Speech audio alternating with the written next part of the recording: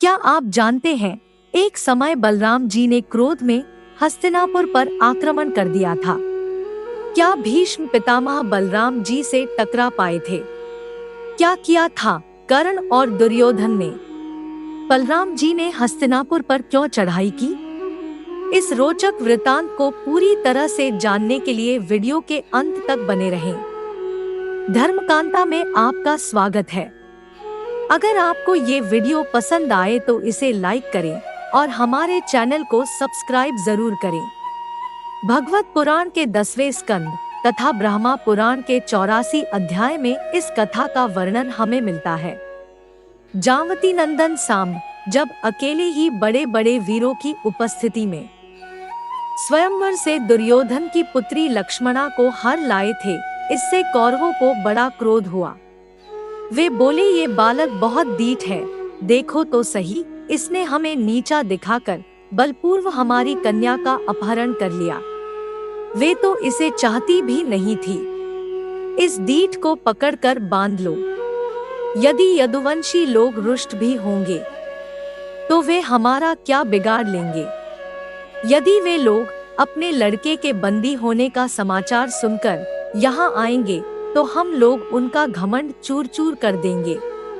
ऐसा विचार करके कर्ण, शल, भूरिश्रव, यज्ञकेतु और दुर्योधन आदि वीरों ने सांब को पकड़ने की तैयारी की। जब महारथी सांब ने देखा धृतराष्ट्र के पुत्र मेरा पीछा कर रहे हैं, तब वे धनुष चढ़ाकर अकेले ही रणभूमि में डट गए। सांब ने कर्ण आदि वीरों पर, जो अलग अलग 6 रथों पर सवार थे, 6 बाणों के साथ अलग अलग प्रहार किया।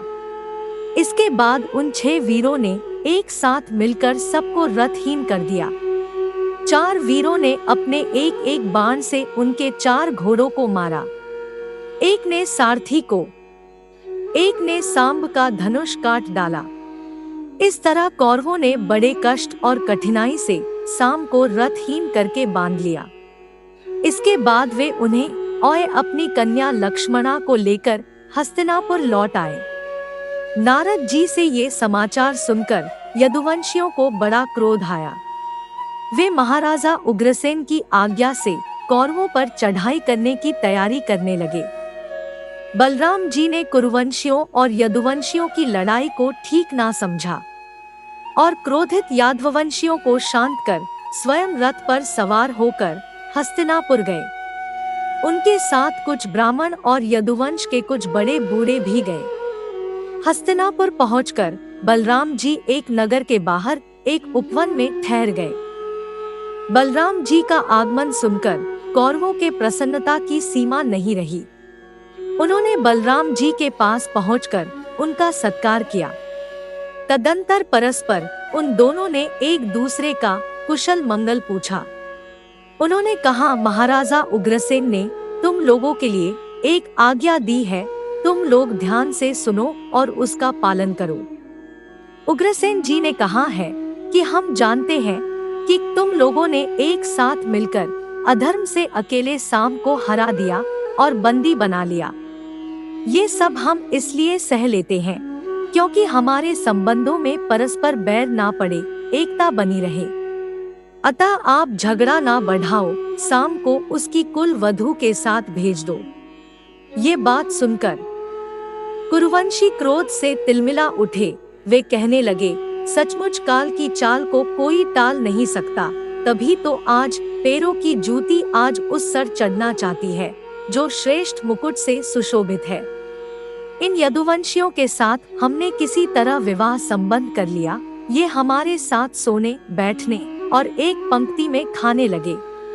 हम लोगों ने ही इन्हें राज सिंहासन देकर इन्हें राजा बनाया और अपने बराबर बना लिया। जैसे सांप को दूध पिलाना पिलाने वाले के लिए ही घातक है, वैसे ही हमारे राज चिन्हों को लेकर ये यदुवंशी हमारे ही विपरीत हो रहे हैं। ये निर्लज होकर हम पर हुक्म चलाना चाहते हैं।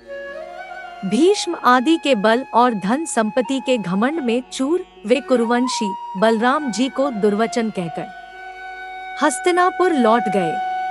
कौरवों की दुष्टता, अशिष्टता देख बलराम जी तमतमा उठे।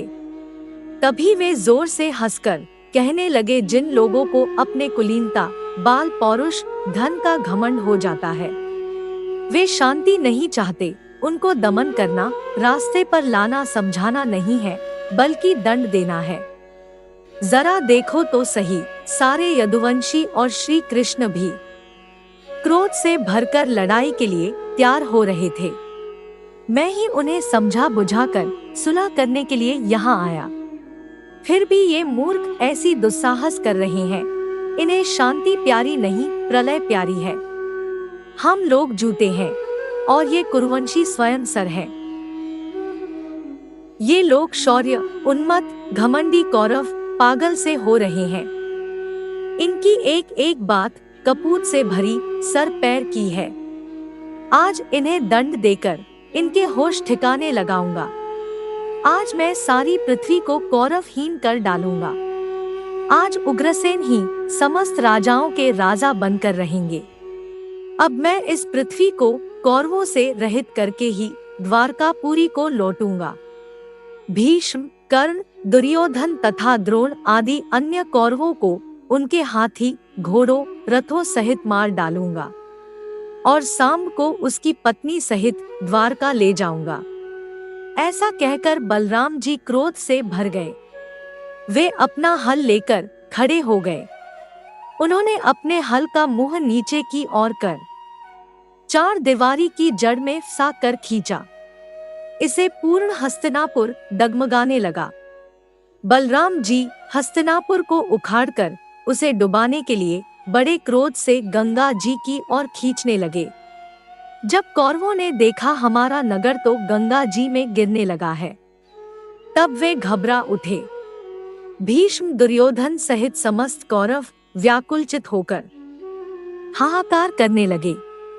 फिर उन लोगों ने लक्ष्मणा सहित सांब को आगे बढ़ाया और अपने प्राणों की रक्षा के लिए बलराम जी की शरण में गए और कहने लगे, प्रभु, हम लोग तो निवीर हो रहे हैं।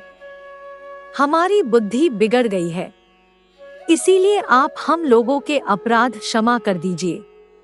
आप जगत के स्तुति, उत्पत्ति और प्रलय के एकमात्र कारण है और स्वयं निराधार स्थित है। जब सब के सब कुरुवंशी इस प्रकार बलराम जी की शरण में आए और स्तुति प्रार्थना की, तब वे प्रसन्न हो गए और डरो मत ऐसा कहकर उन्हें अभयदान दिया। दुर्योधन अपनी पुत्री लक्ष्मणा से प्रेम करता था, इसलिए उसने बहुत सा दहेज भी दिया। बलराम जी ने ये दहेज स्वीकार किया और नव दंपति लक्ष्मणा सांब के साथ कौरवों का अभिनंदन करके द्वारका की यात्रा की। उन्होंने यदुवंशियों की भारी सभा में अपने ये सारा चरित्र सुनाया जो हस्तिनापुर में कौरवों के साथ किया था। सुखदेव जी परीक्षित को ये वृतांत सुनाते हुए कहते हैं, हस्तिनापुर आज भी दक्षिण की ओर से ऊंचा है और गंगा जी की ओर से झुका हुआ है और इस प्रकार वे बलराम जी के पराक्रम की सूचना दे रहा है। आज के वीडियो में बस इतना ही। आशा करते हैं आपको हमारा ये वीडियो पसंद आया है। मिलते हैं अगली वीडियो में।